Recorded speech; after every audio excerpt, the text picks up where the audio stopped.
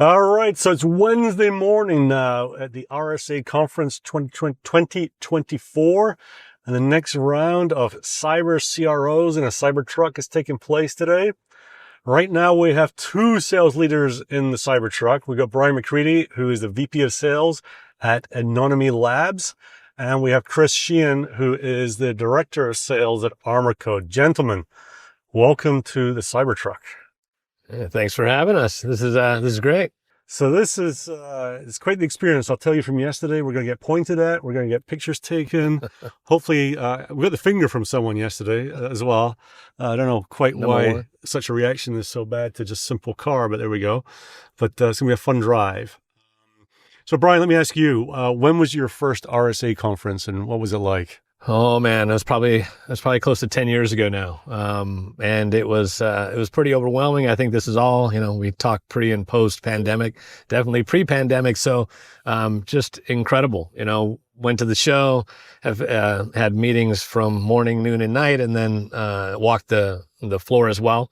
At that time I was just getting into cybersecurity. So it was pretty overwhelming, but amazing event. Very large scale, and everybody's got to be here if you're going to do something in cyber. Yeah. How about you, Chris? Yeah, first year at RSA was about 2 years ago.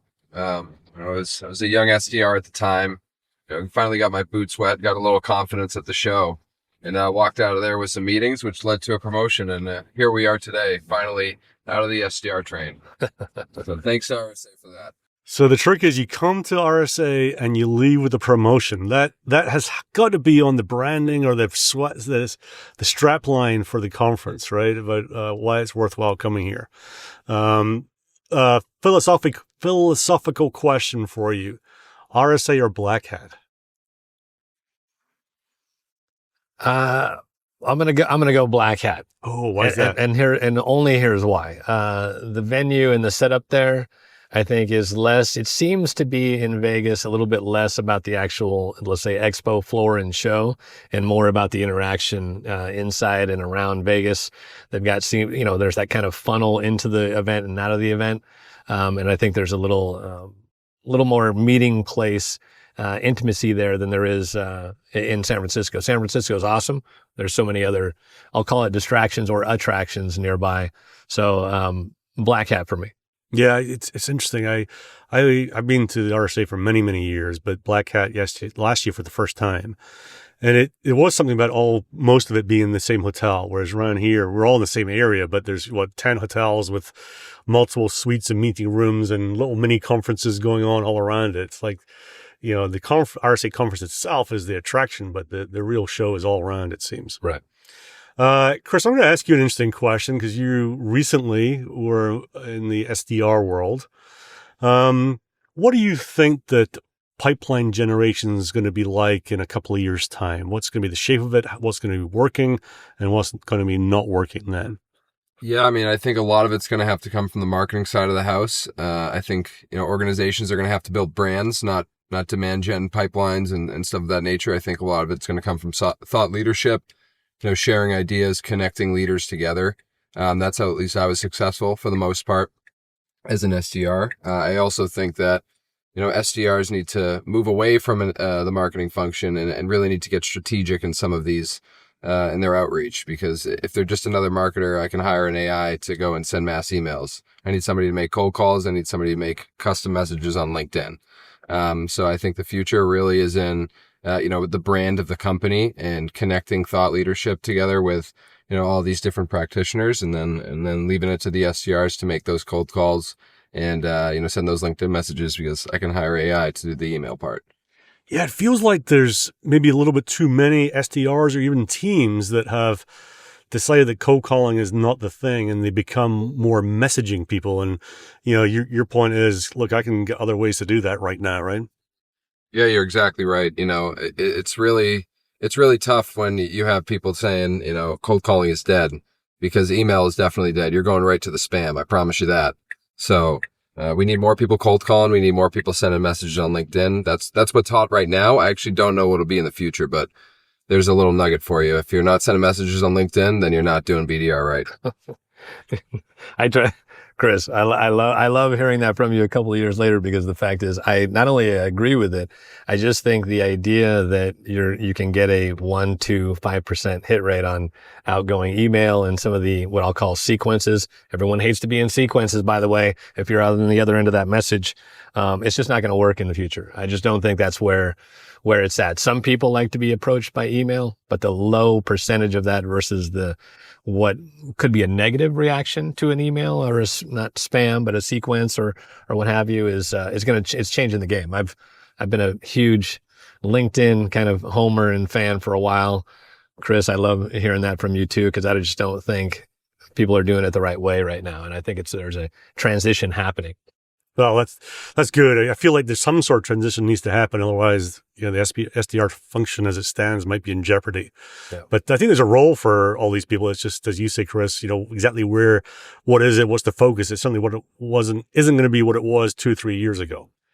Bryan, let me ask you, what is one thing that you hear everyone in sales and marketing just believe to be true that you think is complete bullshit? Yeah. I mean, I think that's the, hitting on the same idea, the idea that people can do outreach with no kind of connection and or direct messaging, not via AI, actually from themselves, to reach certain executives and have kind of a what's in it for me mentality when they, again, to your point, Chris, call and get in touch directly. I think almost everything else that's really generic and or high level marketing outreach, it's just not working. And I hear all the time, like, oh, we've got these, open rates and we've got this and that. And I'm like, I can make 3 phone calls, literal phone calls through my network or to my network and get in touch with almost anybody.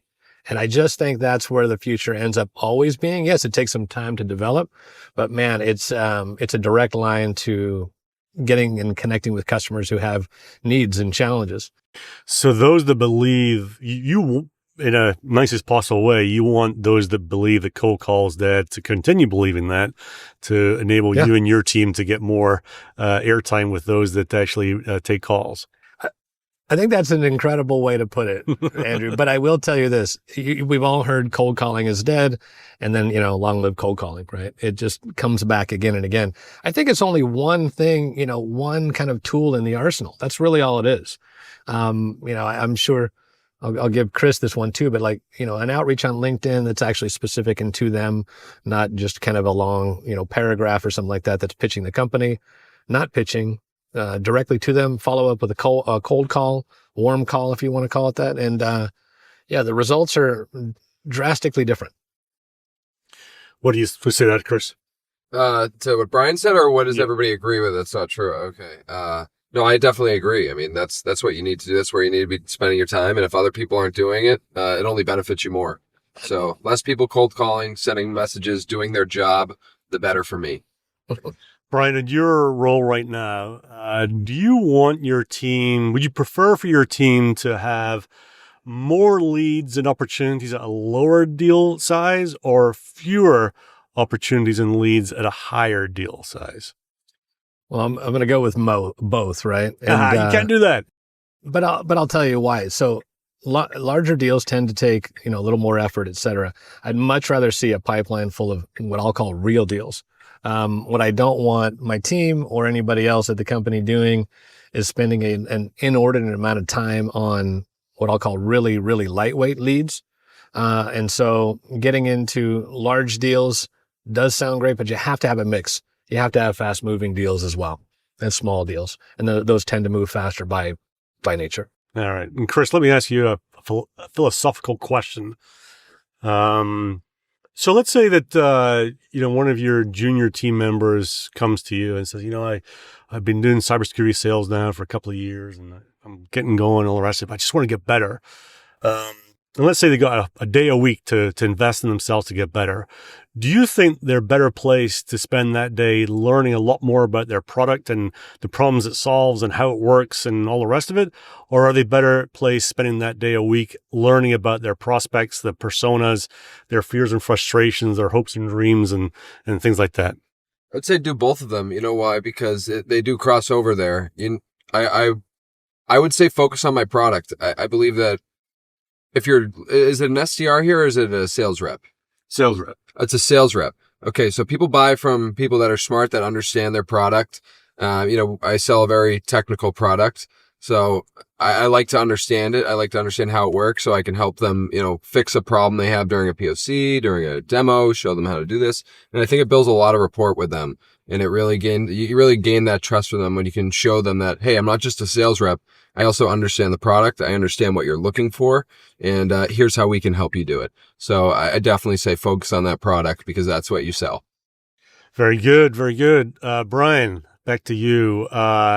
Let's say I'm walking the floor at the expo and I bump into you and say, Bryan, Anonyme Labs, love the name, but I have no idea what you do. How would you answer that question? Tell me what you do.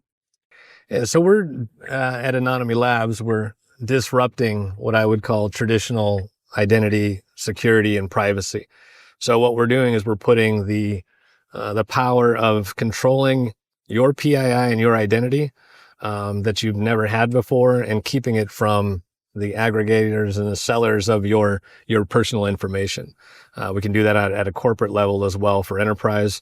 But really what we're doing is taking privacy and identity back and putting it in the hands of the user. Love that. What about you, Chris? For Armorcode. What is Armorcode doing? Yeah. Yeah, I mean, what we're trying to do is democratize software security. Everybody's got tools in place. Now some teams even have 10 to 12 tools with, supporting about 1,000 different developers, and it's really hard to manage all of those. And Armorcode is really trying to democratize software security, get everybody on the same page, and really translate all of this findings and noise into actual risk. So, CISOs, security engineers can actually start reducing risk instead of just burning down findings. All right, gentlemen, let's play a game. Fizzle or sizzle? Are the things I'm going to mention, are they going to sizzle, i.e. be hot and grow and be a big thing going forward, or are they going to fizzle out? Are you ready to play? Ready. All right, Bryan, fizzle or sizzle, this Cybertruck?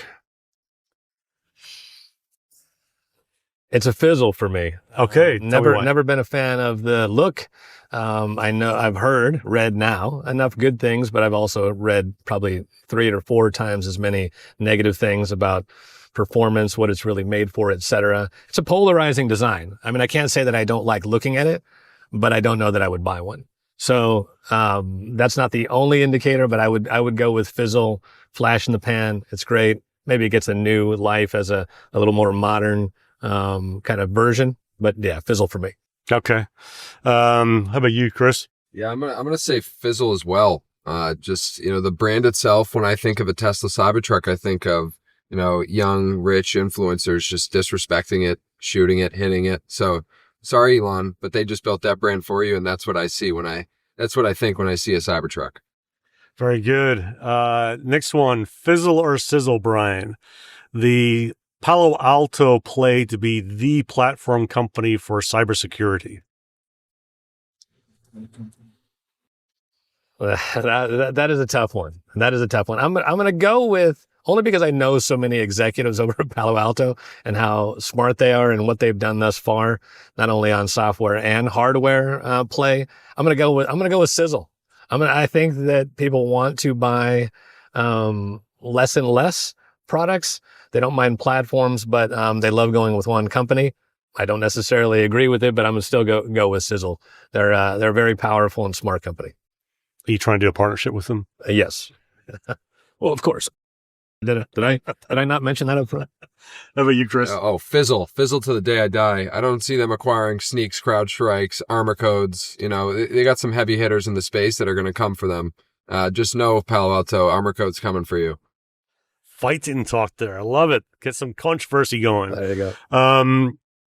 Similar question, but a little bit different. So yesterday, Wiz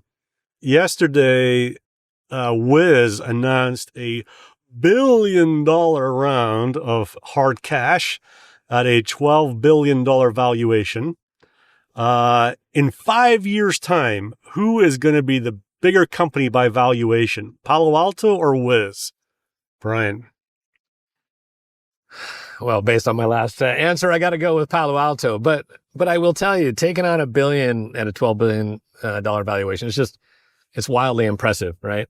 I don't know if it's complete chaos in the valuation space, but I'm still going to go with Palo Alto. Okay. How about you, Chris? Yeah, in 5 years, I mean, Wiz will be shorted to the ground, I'm sure. Palo Alto is a much more sustainable business. They've been around for a very long time. They know what they're doing. Wiz is just hopping on the scene. I think that there's going to be a big, pump to the top. They will probably surpass them at one point in the next 5 years. But over the course of 5 years, I think Palo Alto will, clearly stand ahead of them. Very good. What is a bigger waste of money? This Cybertruck or a booth at Black Hat? Bryan. Cybertruck, hands down. I mean, I really think that the booth idea is not the best, maybe the ultimate spend of your marketing and or sales dollars. But I know that if it's done right and with the right salespeople, some people in mind, it can be done well and have an actual ROI. I don't think anybody in their right mind thinks that a car has an ROI other than the enjoyment, even as a grocery getter. I think this car eventually, this vehicle, is worth very little. It's not an investment. It's a vehicle. So I would go with a booth that RSA is wildly more, has a much higher ROI. And similar question for you, Chris. What's a bigger waste of money? This Cybertruck or spending money on a suite at the St. Regis Hotel to meet people? The St. Regis? Well, I'm at the W, so I don't want to say it's a waste of money because I love my suite at the W. But I would say this Cybertruck for sure, because you can only stay in here for an hour, then you kick us out. And then what's a bigger waste of money? This Cybertruck or traditional sales training, Bryan? Traditional sales training, that's probably the biggest waste of money. Tell me more. Why is that? Well, I don't think sales is done the way that people actually think it's done. Okay. And so the traditional route, especially for sales training, is like, it could be, I think Chris and I were talking about, it's like, oh, it's all about the numbers, or it's all about this. It's just about, cranking out, information to folks that, and eventually something will stick. Or even just, here's the methodology that exists today in a sales training. I just don't think it arms you for the current world, especially in B2B SaaS sales. So I'd say that's a complete waste of money where I'm going to enjoy this truck for at least a little while and probably beat it up and maybe shoot it with something that everybody seems to want to do in all their online, influencer videos. But traditional sales training, I think has got some issues. So what kind of sales training do you think needs to be done then for it to be valuable and not a waste of money? Yeah, I think the three of us here could probably tell you the things that work and the things that don't work. I think the ones that work today are a little bit maybe harder to comprehend, right? So it is very specific relationship building and outreach and things that are kind of soft skills. They're not necessarily like you can follow this 10-step process. Chris has been trained by me in the past where he's just like, that sounds good, but it sounds like it works for you. But it's when you hear more modern sales techniques and training, they don't sound as, I can just go through the checklist and figure it out. And it's not about volume. It's never been about volume. It's never been about activity. It's been about really core exercises and activities that do produce results, and they can be done in a small scale, but really, really well versus just a numbers game. All right. And Chris, this question for you then. What's a bigger waste of time? Driving around San Francisco in traffic in a Cybertruck or reading all the sales advice on LinkedIn? Oh, well, at first I was like, this Cybertruck's a massive waste of time right now. But then you said that. LinkedIn, listening to anybody on LinkedIn, I am very passionate about, telling people on LinkedIn that post sales advice to shut up because they're all wrong and they've never done it themselves. So yeah, Cybertruck all day. I'll sit here for a week. I post sales advice on LinkedIn. Well, I've probably responded to a couple of your posts with some negative comments. I'm a hater, but I'll say it in person too. It's unlike someone from Massachusetts to be a hater. It's just, you're bucking the stereotype right there. Don't talk about the Celtics. Don't talk about the Celtics. Don't get them started. Bryan, a question for you is, What's a bigger waste of time, driving around in this Cybertruck or spending 3 days prepping for a board meeting? I'm going to, definitely driving the Cybertruck, because I think prepping for a board meeting and doing it right has a lot of value, actually. It does help guide the company and where they're going, and kind of give a good story about where they've been and where the challenges are. When you're going to board meetings, I think there's, you almost, if you're doing it right and you're prepping for the board meeting, you're not just throwing slides together, you're actually trying to analyze, performance over the last quarter and where you're going in the next. It can be very valuable. Things come up in some of that prep that maybe helps, pivot and change the company a bit. So, compared to the driving the Cybertruck, other than your company, Andrew, I think this is the bigger waste of time by far. And finally, a question for both of you, and this is probably the most important question of the day, is do you think that Taylor Swift and Travis Kelce will make it through the postseason? They already did. The postseason. They won the postseason from the postseason? Will they make it through the postseason?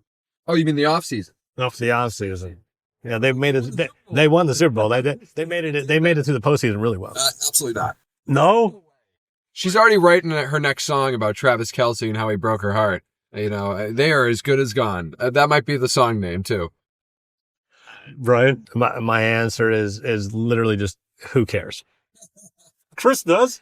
Who cares? Pretty passionately. Who cares? The NFL audience. Name that movie. The NFL care because people are watching NFL games. God, I can't believe. Honestly, I love football, but I can't believe how much that was a topic of conversation this last season. Of course, they won the Super Bowl, and so all the perfect scenarios came true for that couple. But no, who cares? Yeah. All right. Well, gentlemen, it's been a pleasure having you in the Cybertruck this fine, beautiful Wednesday morning. And I hope there's a good conference for you and a good year for both companies in 2024. Thanks so much, Andrew. Thanks for having me. This was a great time.